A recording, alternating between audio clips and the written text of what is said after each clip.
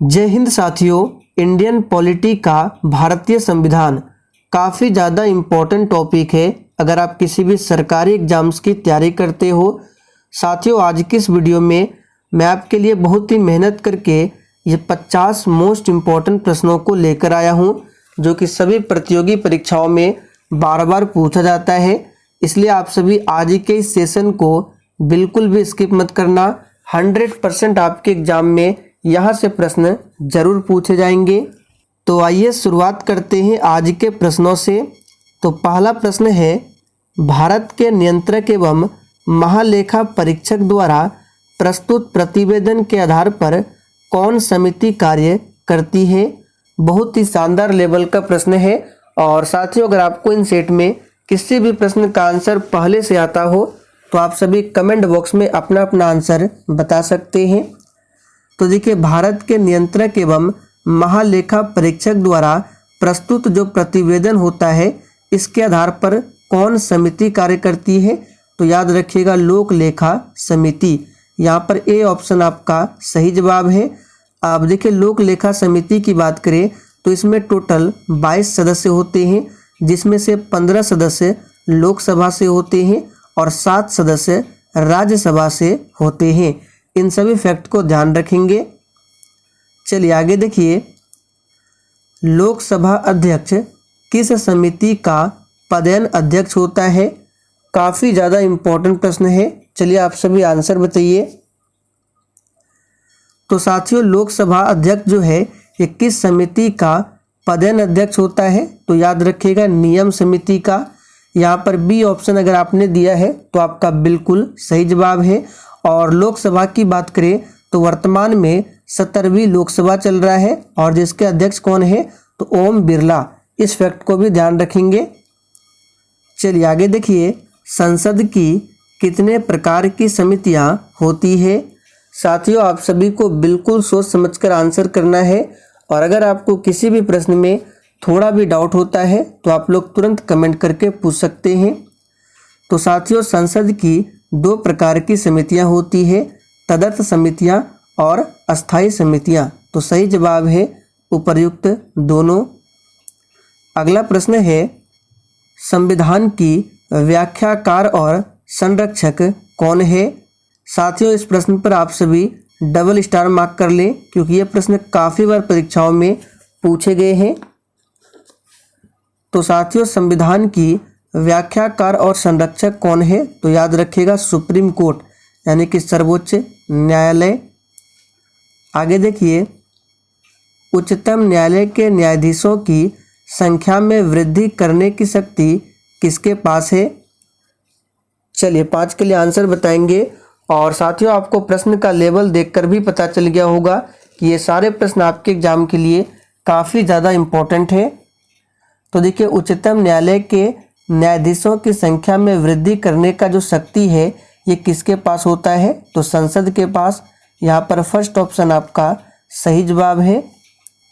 चलिए आगे देखिए, भारतीय संविधान के किस अनुच्छेद में राज्य के नीति निर्देशक तत्वों का उल्लेख मिलता है। तो साथियों, राज्य के नीति निर्देशक तत्वों का उल्लेख जो मिलता है संविधान के अनुच्छेद 36 से लेकर 51 तक में। और किस भाग में, तो भाग 4 में। दोनों ध्यान रखेंगे।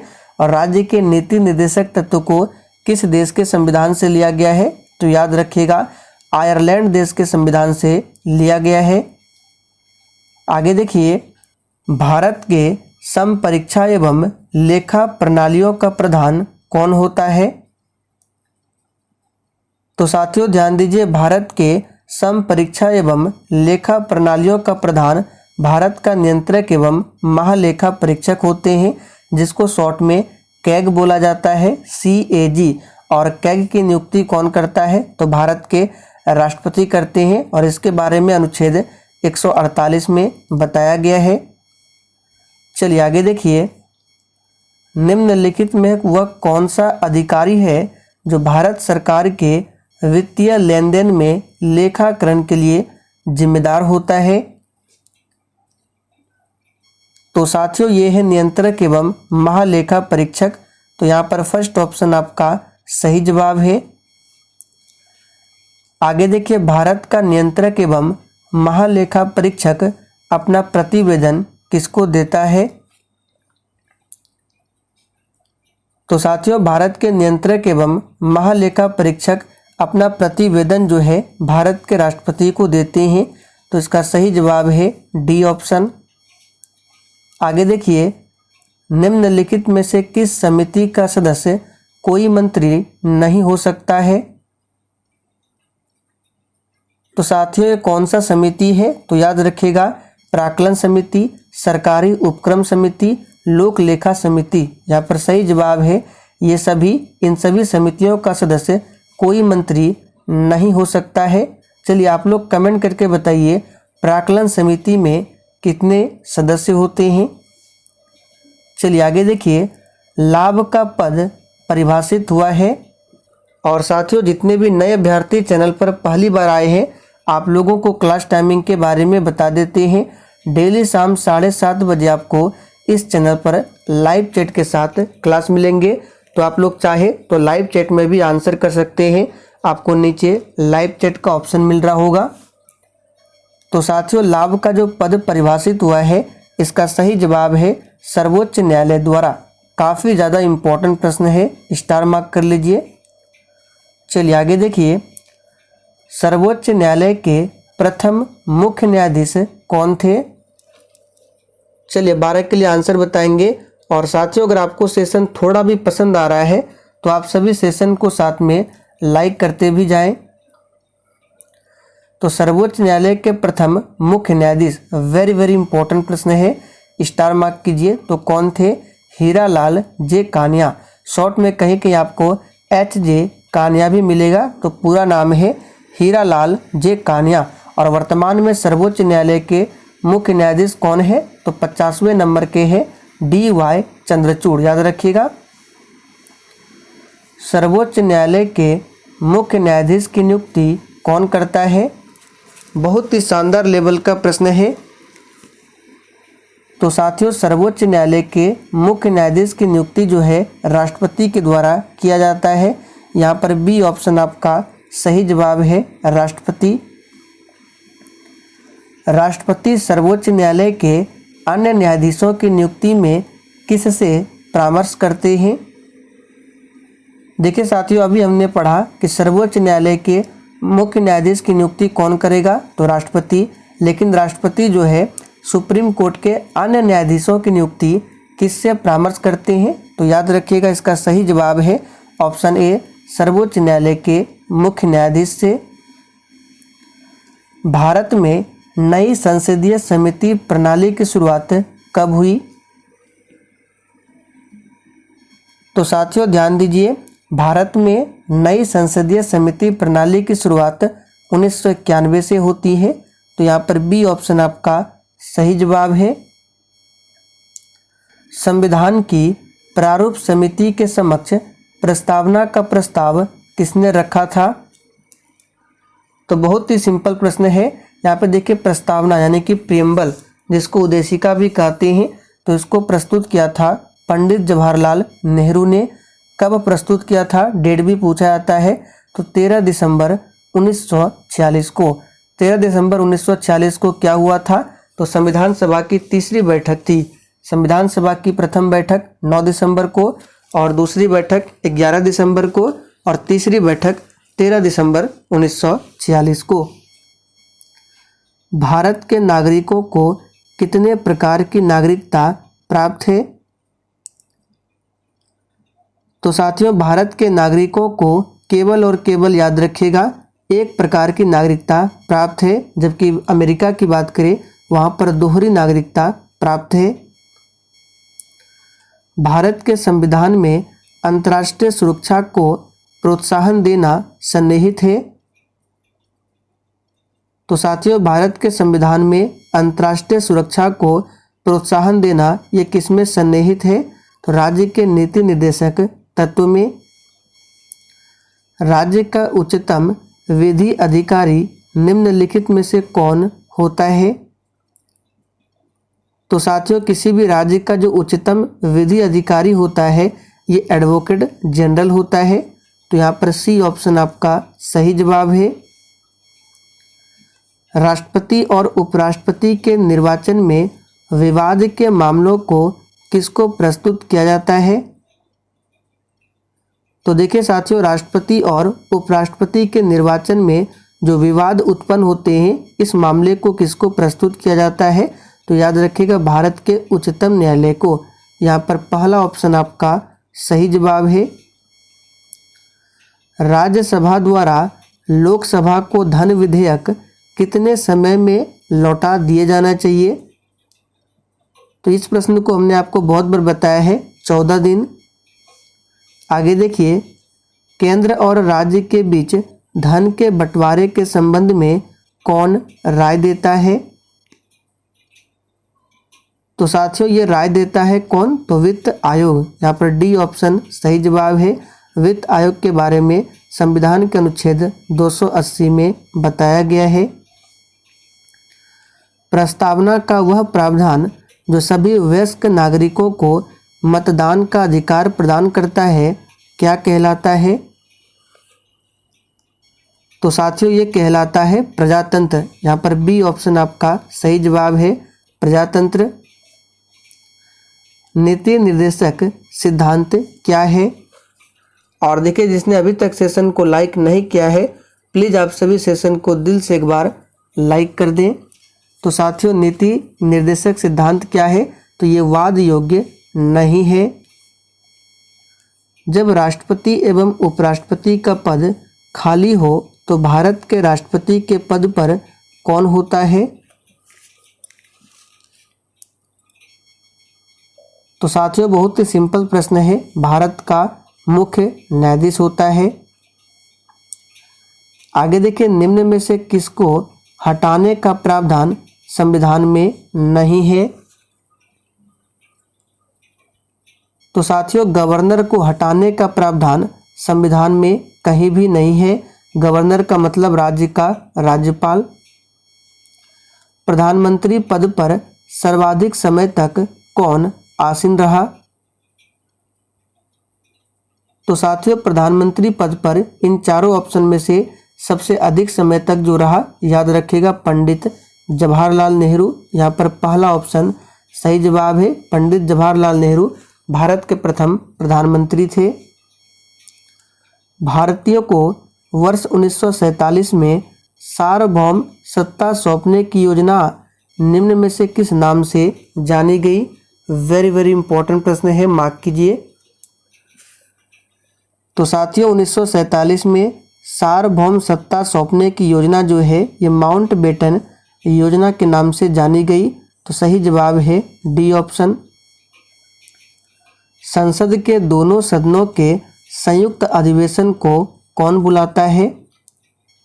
तो देखिए, संयुक्त अधिवेशन के बारे में संविधान के आर्टिकल 108 में बताया गया है। संयुक्त अधिवेशन को राष्ट्रपति बुलाते हैं, लेकिन अध्यक्षता लोकसभा के अध्यक्ष करते हैं। तो यहाँ पर सही जवाब है राष्ट्रपति। निम्नलिखित में से कौन लोकसभा का नेतृत्व करता है?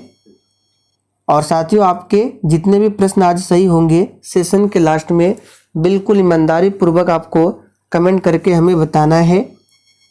तो साथियों, इसका सही जवाब है प्रधानमंत्री। भारत के प्रधानमंत्री मनोनीत होते हैं, चयनित होते हैं, नियुक्त होते हैं या फिर डी निर्वाचित होते हैं? ये प्रश्न भी आपके एग्जाम में पूछे गए हैं। तो याद रखिएगा, भारत के प्रधानमंत्री जो है ये नियुक्त होते हैं और इसके बारे में आर्टिकल 75 में बताया गया है। विधान परिषद को समाप्त करने वाला आखिरी राज्य कौन है? चलिए, वेरी इंपॉर्टेंट प्रश्न है, आंसर बताइए फटाफट से। देखिए, विधान परिषद की बात करें, वर्तमान में अभी 6 राज्यों में विधान परिषद है और इस विधान परिषद को समाप्त करने वाला आखिरी राज्य जो है ये है तमिलनाडु। यहाँ पर फर्स्ट ऑप्शन आपका सही जवाब है, तमिलनाडु। निम्न में से किस राज्य में द्विसदनात्मक विधायिका नहीं है? द्विसदनात्मक विधायिका यानी कि जिस राज्य में विधान परिषद और विधानसभा दोनों होता है उसे बोला जाता है द्विसदनात्मक विधायिका। और देखिए, बिहार में तो है, अभी हमने बताया 6 राज्यों में है, जिसमें बिहार, कर्नाटक, महाराष्ट्र आता है, लेकिन राजस्थान में नहीं है। तो यहाँ पर बी ऑप्शन आपका सही जवाब है। विधानसभा अध्यक्ष अपना त्याग पत्र किसको देता है? तो बहुत ही सिंपल है, विधानसभा का जो अध्यक्ष होगा अपना त्याग पत्र विधानसभा उपाध्यक्ष को देगा। तो यहाँ पर आंसर क्या हो जाएगा आपका? विधानसभा उपाध्यक्ष। सही कर लेंगे यहाँ पे। चलिए आगे देखिए उपाध्यक्ष यहाँ पर लिखा गया है। भारत सरकार का प्रमुख विधि अधिकारी कौन है? तो साथियों, भारत सरकार का प्रमुख विधि अधिकारी कौन होता है? तो भारत का महान्यायवादी। और राज्य का पूछे तो अभी हमने आपको बताया था एडवोकेट जनरल। किसको समाप्त किया जा सकता है पर भंग नहीं? चलिए 36 के लिए आंसर बताएंगे। तो साथियों, इसका सही जवाब है ऑप्शन, याद रखिएगा, ऑप्शन ए, विधान परिषद को समाप्त किया जा सकता है पर भंग नहीं किया जा सकता है। जैसे कि अभी हमने ऊपर देखा था कि विधान परिषद को समाप्त करने वाला राज्य कौन था, तो हमने आपको क्या बताया था? तमिलनाडु। तो विधान परिषद जो है ये समाप्त हो सकता है लेकिन भंग नहीं हो सकता है, इसे जरूर ध्यान रखेंगे। भारत का सबसे बड़ा उच्च न्यायालय कौन सा है? अब देखिए साथियों, यहाँ पर आपको ऑप्शन के अकॉर्डिंग आंसर बताना है, जो ऑप्शन में दिया हुआ है उसी में बताना है। तो भारत का जो सबसे बड़ा हाई कोर्ट है ये इलाहाबाद हाई कोर्ट है। तो यहाँ पर फर्स्ट ऑप्शन आपका सही जवाब है। और भारत का सबसे पुराना हाई कोर्ट पूछे तो कलकत्ता हाई कोर्ट। और आप लोग कमेंट करके बताइए भारत में सबसे नया हाई कोर्ट कौन सा है? निम्न उच्च न्यायालयों में से एक से अधिक राज्य या फिर केंद्र शासित प्रदेश के लिए है। तो कौन सा उच्च न्यायालय है जो एक से अधिक राज्य या फिर केंद्र शासित प्रदेश के लिए है? तो साथियों, ये है गुवाहाटी हाई कोर्ट। तो यहाँ पर बी ऑप्शन आपका सही जवाब है। भारत में उच्चतम न्यायालय में न्यायाधीशों की संख्या बढ़ाने का अधिकार किसके पास है? वेरी वेरी इंपॉर्टेंट प्रश्न है, मार्क कीजिए, बार बार ये प्रश्न पूछा जाता है। तो देखिए, उच्चतम न्यायालय यानी कि सुप्रीम कोर्ट में न्यायाधीशों की संख्या बढ़ाने का जो अधिकार होता है ये संसद के पास होता है। तो सही जवाब है सी ऑप्शन। किसी भाषा को किसी राजभाषा के रूप में अंगीकार करने का अधिकार किसे प्राप्त है? बहुत ही शानदार प्रश्न है। देखिए क्या पूछा गया है, किसी भाषा को किसी राजभाषा के रूप में अंगीकार करना है तो ये अधिकार किसके पास होगा? तो याद रखिएगा, राज्य विधानमंडल के पास। संविधान के किस आर्टिकल के तहत राष्ट्रीय आपातकाल की उद्घोषणा राष्ट्रपति करता है? देखिए साथियों, हमारे भारतीय संविधान में 3 तरह के आपातकाल के बारे में बताया गया है। 352 जिसमें राष्ट्रीय आपात है, 356 जिसमें राष्ट्रपति शासन है और 360 जिसमें वित्तीय आपात है। और भारत में अभी तक एक बार भी वित्तीय आपातकाल लागू नहीं किया गया है। तो यहाँ पे राष्ट्रीय आपातकाल पूछा गया है, तो याद रखिएगा 352। भारत में वित्तीय आपातकाल की घोषणा आज तक कितनी बार की गई है? और साथियों, आपसे फिर से रिक्वेस्ट है कि अगर आपने सेशन को लाइक नहीं किया है तो सेशन को एक बार जरूर लाइक कर दें। तो वित्तीय आपातकाल की घोषणा जो कि आर्टिकल 360 में मिलता है और ये भारत में एक बार भी लागू नहीं किया गया है। किसी राज्य में सामान्यतः किसके परामर्श से राष्ट्रपति शासन लागू किया जाता है? तो साथियों, इसका सही जवाब क्या होगा? तो सही आंसर है राज्य के राज्यपाल से। भारतीय संविधान की 7वीं अनुसूची के अंतर्गत संघ सूची में निम्नलिखित में से किसका उल्लेख नहीं है? तो साथियों, 7वीं अनुसूची के अंतर्गत संघ सूची में बैंकिंग का उल्लेख मिलता है, जनगणना भी मिलता है, बीमा भी मिलता है, लेकिन गैस का उल्लेख नहीं मिलता है। निम्नलिखित सूचियों में से किसके अंतर्गत शिक्षा आती है? साथियों, इस प्रश्न पर आप सभी डबल ट्रिपल स्टार मार्क कर लें, काफ़ी ज़्यादा महत्वपूर्ण प्रश्न है, बार बार पूछा जाता है। तो शिक्षा जो है समवर्ती सूची के अंतर्गत आते हैं।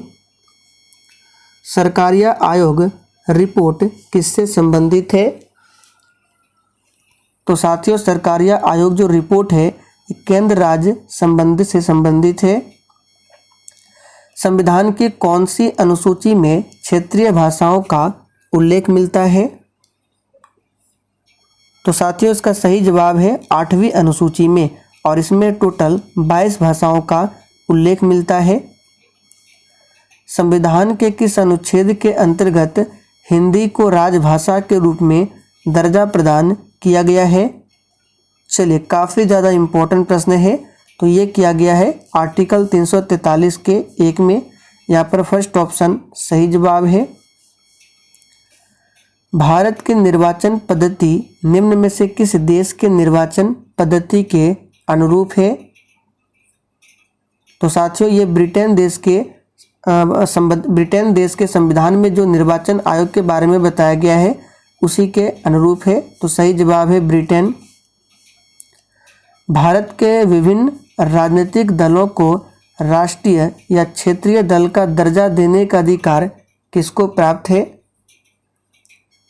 तो साथियों ये प्राप्त है चुनाव आयोग का, और चुनाव आयोग का गठन जो है आर्टिकल 324 में बताया गया है।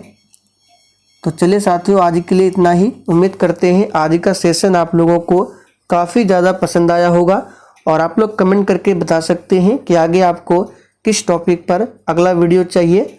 तो चलिए आज के लिए इतना ही, तब तक के लिए जय हिंद।